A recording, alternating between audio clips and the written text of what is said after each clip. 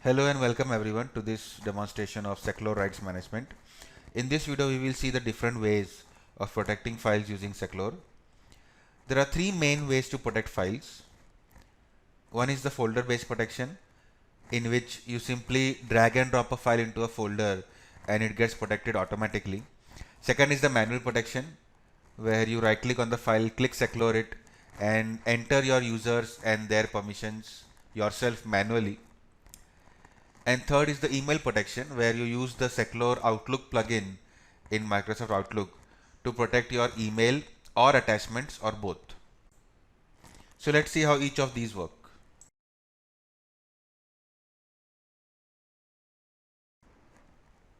So let's start with the simplest one, which we call hot folder protection. So what happens is various hot folders will be configured. Now mostly these folders are network folders on the file server. So as you can see here, you can have different folders for different purposes, and each one of these folders is configured with a different Seclore policy.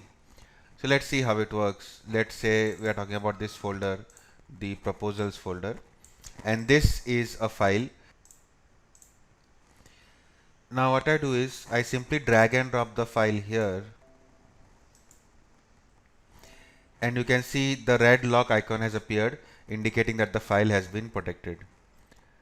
So it's very simple. Drag and drop any file in this folder, it will get protected, and then this protection will remain even when you drag the file out. So this is a very simple way of protecting files. Your administrator will configure certain folders on your network, on your file share, and in most cases this will not affect your business workflows, because most teams already use file servers on the network to share data with each other. So save a file or copy a file inside a network folder and it will get protected.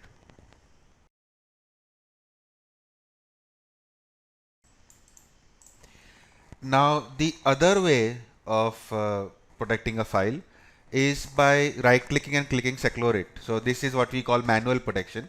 So simply right click on a file, click Seclore it.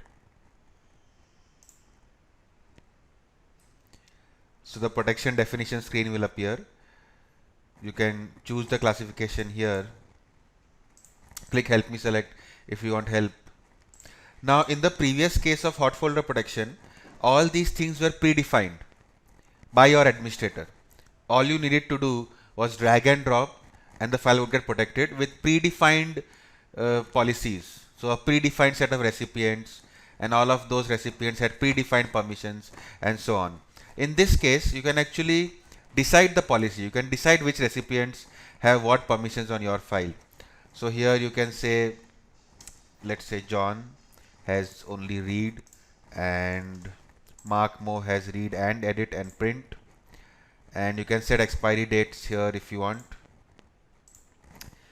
You can set policies on the file, which are nothing but sets of users with permissions.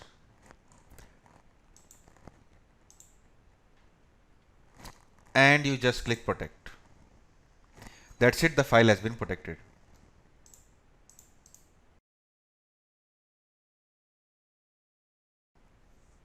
So yet another way of protecting a file is using the Seclore email protector.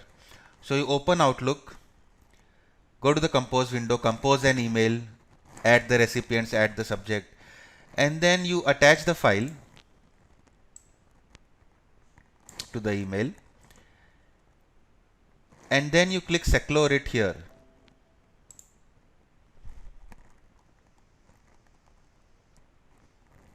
Now you can choose the permissions that the recipients will get. Read, edit, print. Full control means read, edit, print, as well as the permission to unprotect the file. In this case, unprotect the attachments. The forward permission gives recipients the permission to share their file permissions with others by forwarding them the email.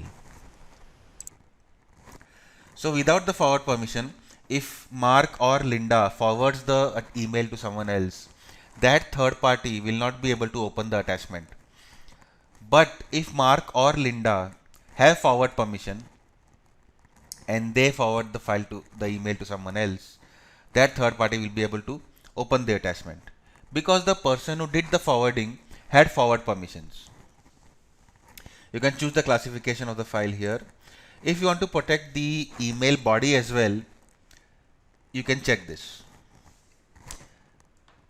And then you click send. That's it, the email has been sent. So in this video, we have seen three ways of protecting a file. One is hot folder protection. You just drag and drop a file into a folder and it gets protected, and it remains protected even if you take it out of the folder. The second way of protecting a file is right clicking on it and clicking Seclore it, and then choosing the permissions and choosing the users and the permissions yourself. And the third way of protecting a file is via the email protector, where the recipients are the recipients of the email and the permissions you can set in the Outlook ribbon. So that was it. Thank you for watching.